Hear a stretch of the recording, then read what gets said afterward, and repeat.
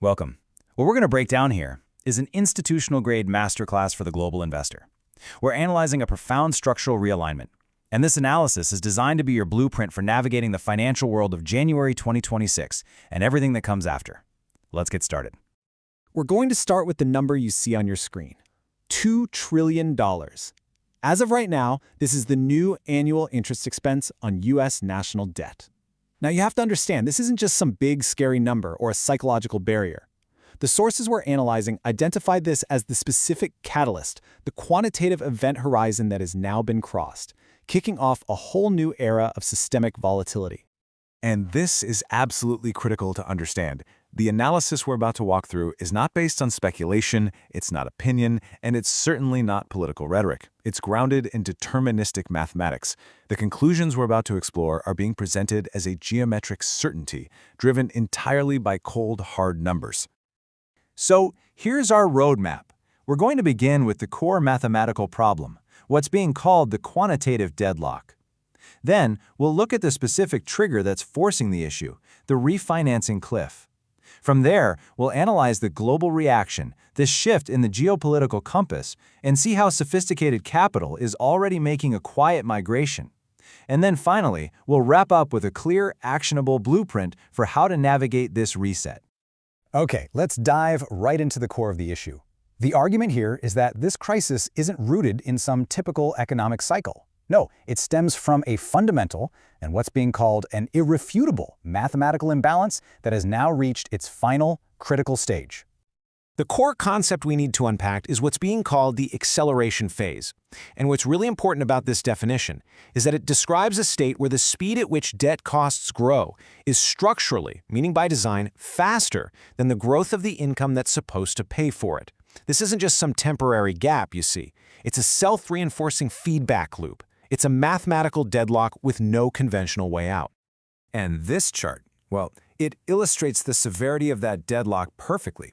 We're looking at the debt servicing velocity gap. And as you can plainly see, the growth in debt servicing costs is outpacing tax revenue growth by a factor of 4 to 1. Think about that.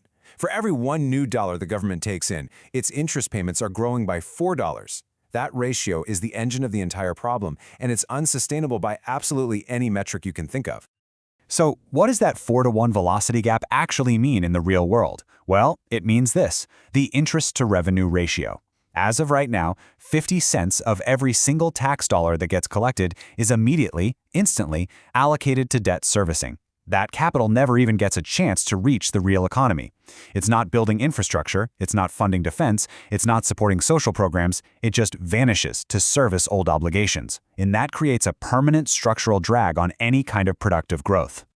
And that brings us to the key takeaway from this first section, which is summed up perfectly in this quote. This mathematical reality has become a structural engine for currency devaluation. The system is now, by its very design, incapable of staying solvent without devaluing the currency itself. The geometry of the debt, as it says here, just doesn't allow for a stable foundation anymore. Okay, so we have this chronic mathematical problem. The question is, how does it become an acute crisis?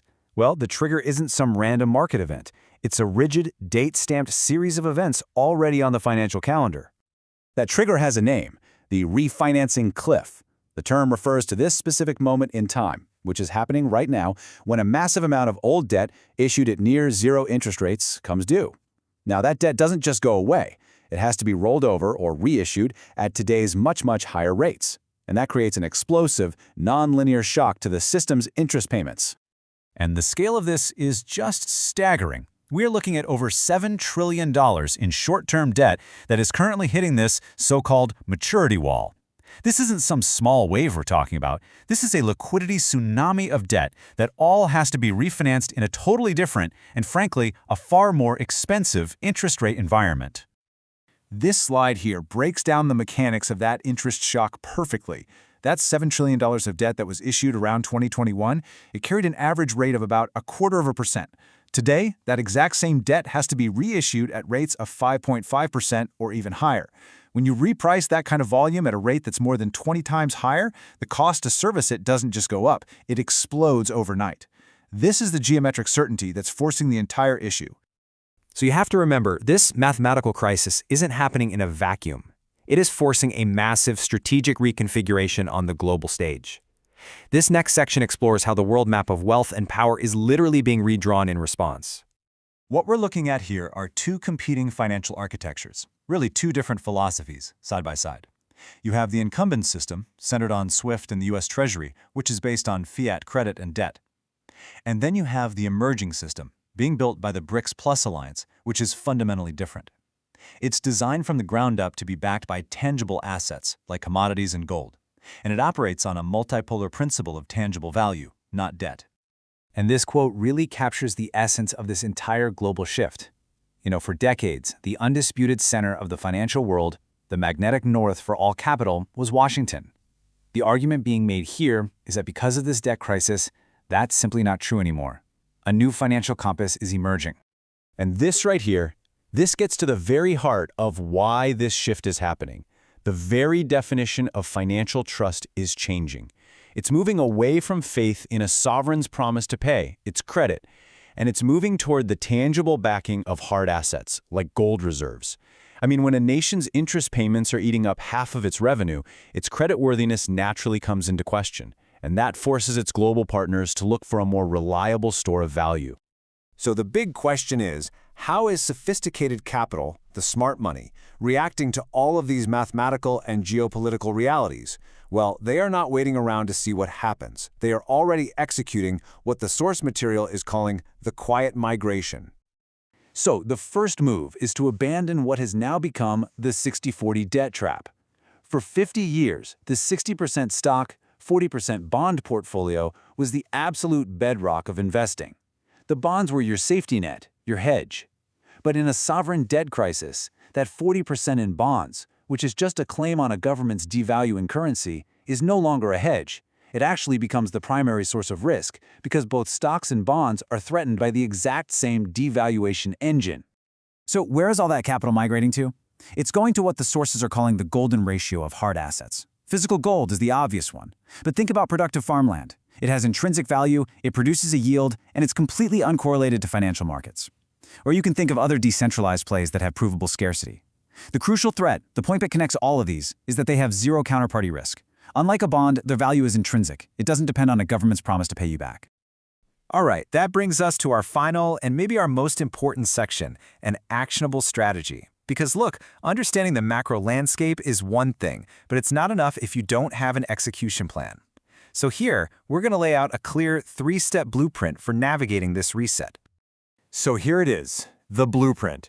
Step 1 is all about auditing your own portfolio's exposure. You have to understand exactly how the repricing of debt, that refinancing cliff, impacts your holdings. Step 2 is to align with the geopolitical pivot. That means positioning capital in the hard assets that this new financial architecture actually values. And finally, step 3. Secure sovereignty by holding assets outside the traditional debt-based system. That's how you minimize counterparty risk and insulate your wealth from the coming devaluation. And really, this is what it all boils down to. This systemic reset isn't being presented as some kind of apocalypse, but as a great wealth transfer. It's a transition that can be navigated by those who understand the new math and who hold the blueprint. But for those who are still operating on the old map, well, it represents a structural trap. So I want to leave you with one final question to think about. A systemic reset always requires liquidity to clear out the imbalances of the past system. Historically, that liquidity is provided through the devaluation of a currency. So the final question for every single investor to consider is this: if the system is being reset, who ultimately is going to be paying for it?